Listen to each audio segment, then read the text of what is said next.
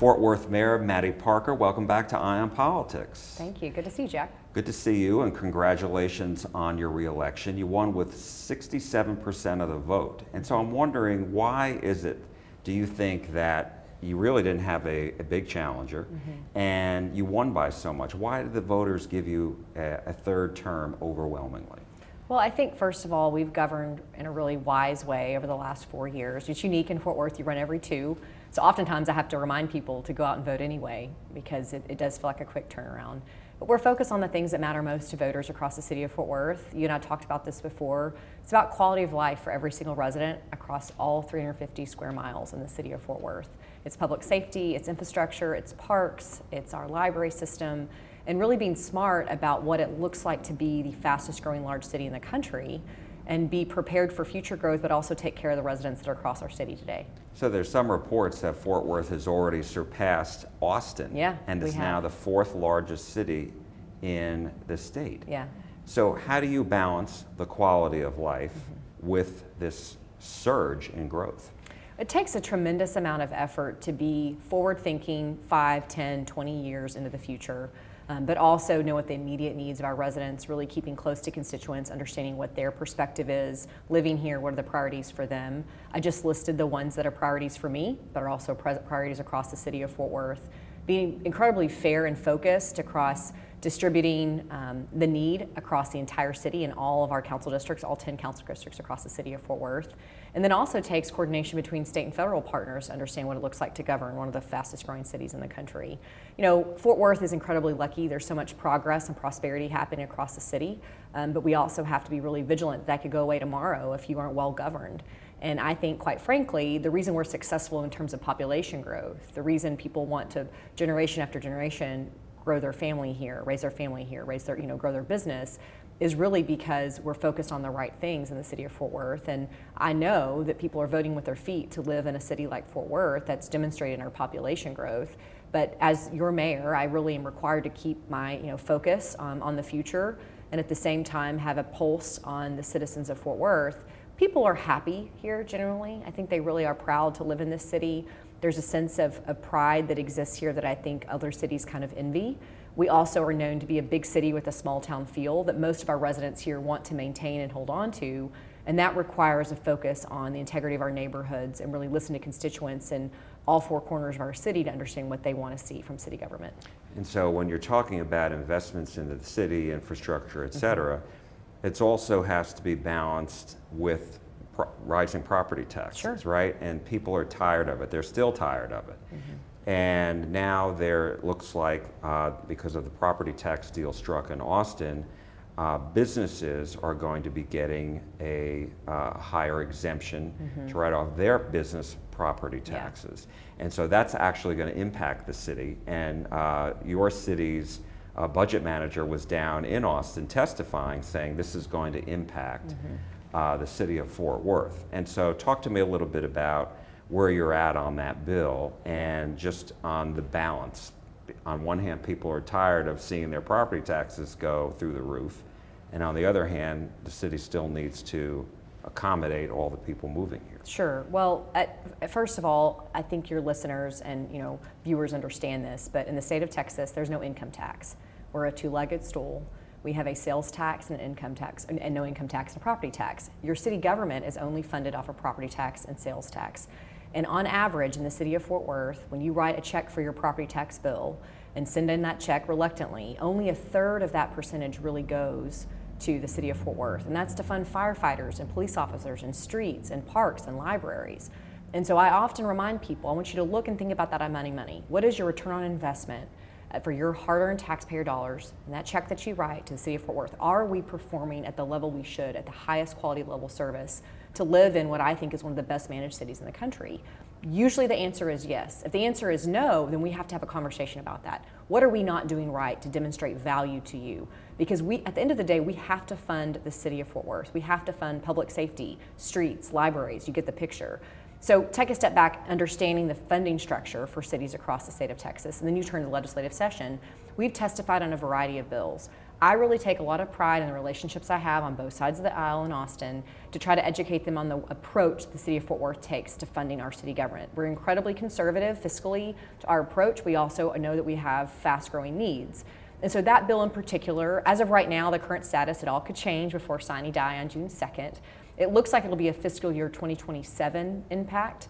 26. Well, that moved. It just did. So it won't be this next fiscal year. It'll be 2027 as of right now. It was a compromise. It originally was going to be a $250,000 personal property tax cap or Now increase. it's Now it's 125, exactly. So we're looking at what the projections and impact would be in 2027. So we at least have 1 year cushion.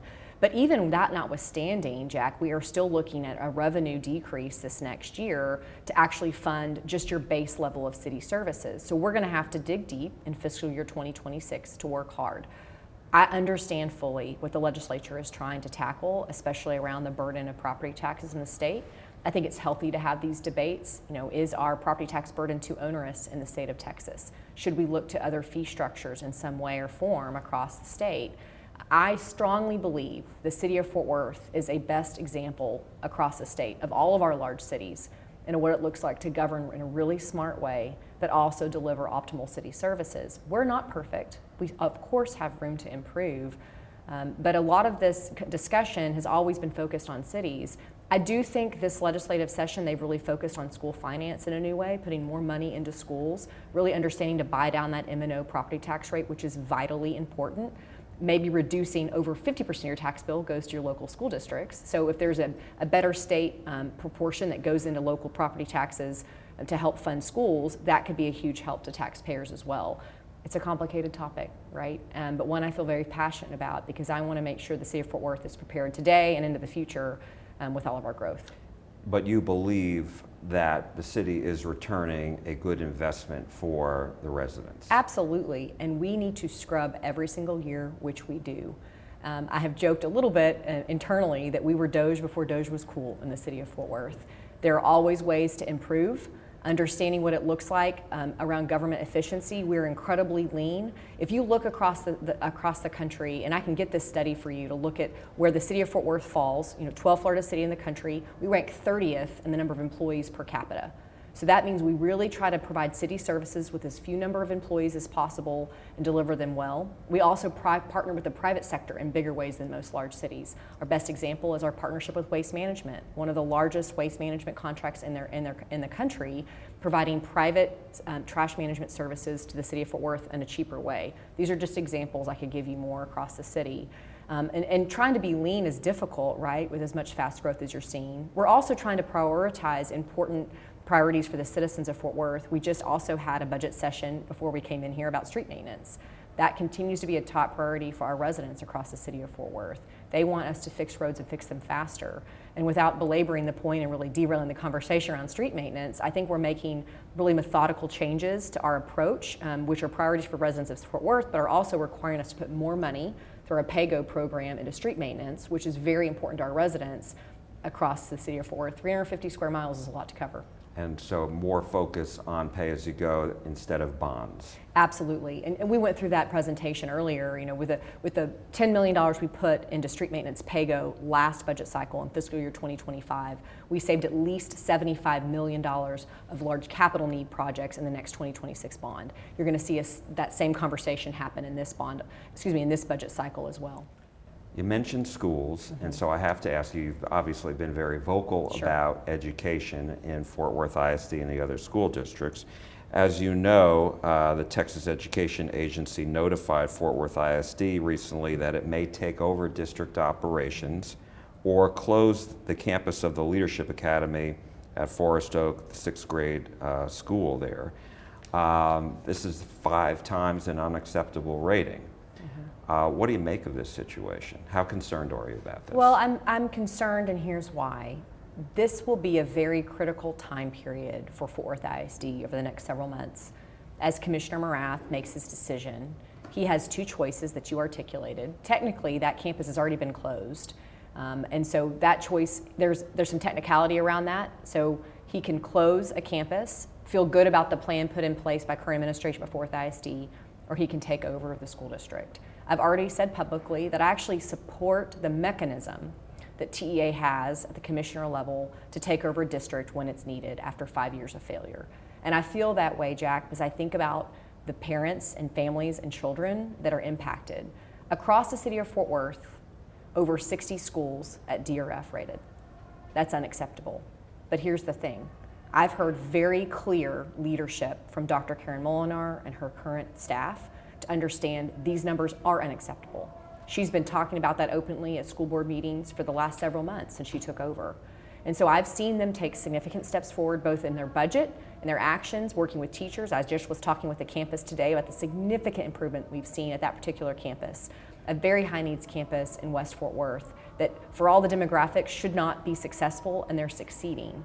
So there are absolute bright spots to talk to Commissioner Morath and TEA, but at the end of the day, the decision will be his and his alone as to what he should do with the district. So have you had conversations with the commissioner? He paid the courtesy to me to let me know that letter was coming, Okay. and which I did appreciate as the leader of this city. He's also worked with our Tarrant County delegation to make sure they were aware this was a choice he has to make legally.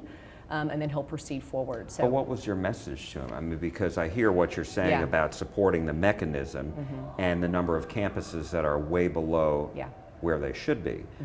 But it sounds like you don't want TEA to come in and take over the district. Look, I've always said that I wanted the city of Fort Worth to transform education on our own, that we did not need Austin to tell us how to do it. And I recognize that maybe for those that are not watching us that closely, they may not believe that's the right path. But let me be clear, at the end of the day, the decision is Commissioner Morath's. And my allegiance is to the students in Fort Worth ISD. They deserve to have an A-rated campus across every single campus in the city of Fort Worth. We deserve to have one of the best school districts, not in just the state of Texas, but across the country. So if Commissioner Morath decides that his only answer is to take over the district, I'll do whatever it takes to rally the support needed in this community to make that district successful. If his decision is actually to leave the current administration and the board in place, I'll do the exact same thing as I've said before. I don't know where he's headed right now, and I think he's kind of working through those decisions. And I also think that STAR scores will likely have a big impact when those come out in the early summer months. But, I mean, is that something that you're going to be looking at? Because, I mean, it sounds like you don't want him to come in and do that. Is that right? I think it's disruptive, Jack. I do. But I want to be careful in my words because I do understand why someone in his position would feel the need to make that decision. I don't want anybody that's listening to this interview to mistake that I also agree it's unacceptable. But I've also heard those same words in transparency from Dr. Karen Molinar, who has not been in the full-time leadership capacity as superintendent for that long, allowing her to lead the district forward. And so these, again, to my first comment, these will be critical months for the district and what his decision ultimately will be. But it sounds like you have full confidence in this new superintendent. I do. I know she can't do it alone. I've also seen real hope and focus from her leadership at individual campuses, among principals and teachers, that they feel like they're headed the right direction. There seems to be a level of optimism. Next week, on May 20th, there'll be an important vote at the school board level. They'll consider, as a board, her plan that's in place to close schools or can make some consolidation changes. That's a significant moment for Fort Worth ISD to go through. And as a community, we need to be ready to support her plan. Those closures and consolidations, while they may seem painful, are incredibly important to the long-term trajectory of student outcomes at Fort Worth ISD. So you've been known to show up at the school board. Are you going to be there for that? I probably won't be. We've council stuff going on that day, so I don't know that I'll be there in place. But I do plan to be more vocal and public about my position in supporting her current plan that's moving forward. So let's talk about another issue that you were down testifying at the Capitol, and that's Senate Bill 22, providing $500 million in incentives for increased movie and TV production here in the state of Texas. Why is that so important for you? And what do you say to some conservatives who say that's not something the state should be doing and give it all back to homeowners in the form of property tax relief? Well, they're missing the forest for the trees here. This is about return on investment, and quite frankly, these projects will not come to Texas without the right film incentive program. We are losing significant economic benefit in the state of Texas to states like Louisiana, Oklahoma, New Mexico, and Georgia. We've seen incredible economic benefit here in the city of Fort Worth just in the last 10 years since we've really leaned into television and film production in our city. And I think the program currently proposed on both the Senate and the House side is very intelligent. They've really thought through what it would look like to have a robust incentive program, that $500 million number that you mentioned, create more of an evergreen effect, more dependability within the programming, really focus on Texas values and culture, but at the same time be innovative and progressive in what it looks like to build a film and television program across the state. And it's also about workforce development. We've already leaned into that here in the city of Fort Worth, creating that TCC program with 101 Studios to help entry-level job programs get started at TCC and immediately hire those individuals into productions like Landman here in the city or 1883. And so I really do feel like, to me, in the city of Fort Worth, this is another industry that we should lean into, just like healthcare, just like energy and oil and gas, just like advanced manufacturing.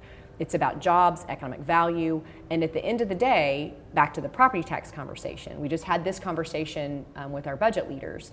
We're upside down on our tax base. We are 35% commercial and 65% residential. We continue to lean into what it looks like to build your commercial tax base. Every television studio we build is commercial, right? And helping great paying jobs in the city of Fort Worth is the absolutely best way to pay a property tax bill, right? Or to own a home in the first place, because of housing affordability continues to be a concern. And all in all, I've seen nothing but benefit here in our city for the types of productions that are coming to the city of Fort Worth, and I think we're poised to be one of the leaders in the country. And my last topic is high-speed rail.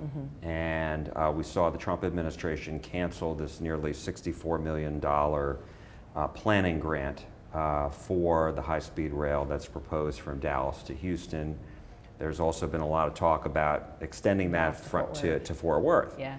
But without the main line, having one to Fort Worth is unlikely, right? So how concerned are you about the state of high-speed rail in Texas? I'm incredibly concerned more about what our regional transportation strategy is for the fastest growing region in the country. We're soon to be the third largest region in the US, passing Chicago.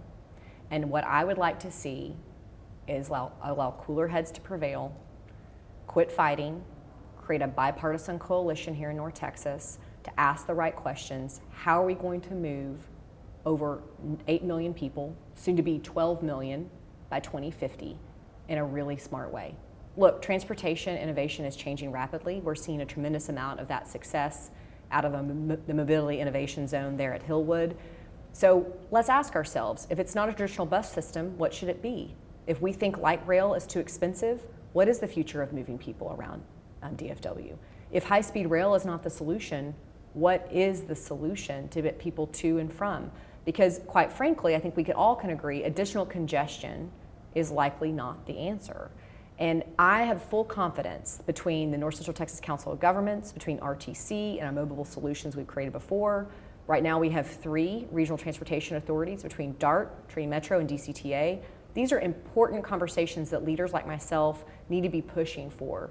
The decision at the federal level for high-speed rail, to me, I think I've heard different opinions. I heard an interview with Congressman Elsie just last week, I guess. He's very firm, that nail in the coffin, right? I'm not as close enough to understand what that federal decision really meant. But I do think it is a healthy discussion to have. Transit has always been something I've talked openly about. I understand that these projects are significantly expensive. We went through our own entertainment district study around transportation mobility options here in the city of Fort Worth. What would it look like to build some type of system between the stockyards and downtown Fort Worth or up into the cultural district? These are healthy conversations to have. What are the price tags? What is the mobility of the future? Are air taxis right around the corner? We all kind of joke that the Jetsons felt far away, but I don't think it really is. And as a leader that's here for a certain period of time in public service, I do feel like one of my priorities in the next 2 years is to really force the conversation as a region. This arguably is maybe one of the most important issues that every single municipality across North Texas, Collin County, Dallas County, Rockwell, Tarrant County, Parker County, Wise County, all of us need to be at the table working together of what it looks like to successfully move our residents across the Metroplex. Was the area behind? I think it's too early to say that. I think in some ways I'm going to choose glass half full. I'm going to say maybe we're very fortunate in North Texas to not be saddled with incredibly expensive legacy systems, say in New York, for example, that has significant unfunded liabilities within their subway system that are very difficult to fund. Maybe we can look to the future about transportation mobility really looks like and be one of the first regions in the United States to do things differently. So lessons to be learned, and honestly, I think that's where the high-speed rail conversation has been really interesting is, years ago when it really started, is what is transportation innovation look like in other countries across the world. And I think Texas is well poised to say, what should we be doing here in our state with all of this fast growth to move people successfully? Fort Worth Mayor Mattie Parker, thank you so much. Good to see you. Thanks, Good Jack. to see you as well. You too. Thanks. Thank you.